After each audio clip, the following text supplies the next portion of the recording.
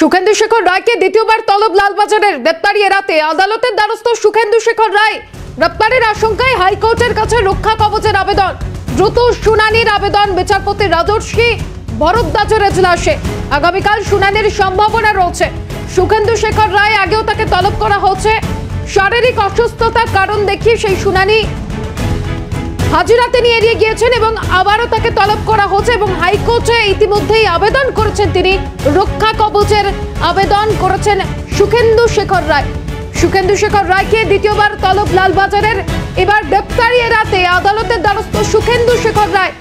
আগামীকাল শুনানির সম্ভাবনা রয়েছে।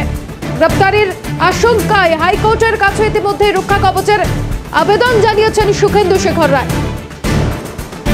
দ্রুত শুনানির আবেদন বিচারপতির। আগামীকাল শুনানির সম্ভাবনা রয়েছে।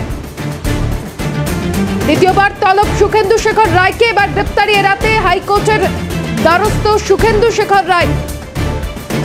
রক্ষা কবচের আবেদন জানিয়েছেন তিনি।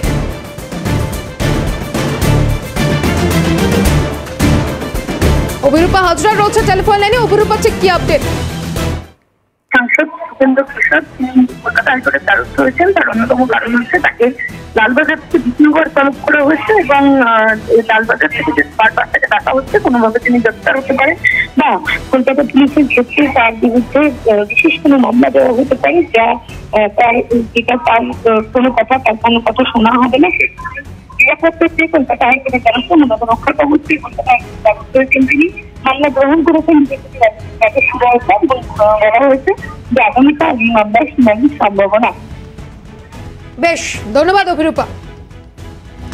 আগামীকাল শুনানির সম্ভাবনা রয়েছে। গ্রেপ্তারি এড়াতে আদালতের দ্বারস্থ সুখেন্দু শেখর রায় ইতিমধ্যেই হাইকোর্টে রক্ষা কবচের আবেদন করেছেন তিনি।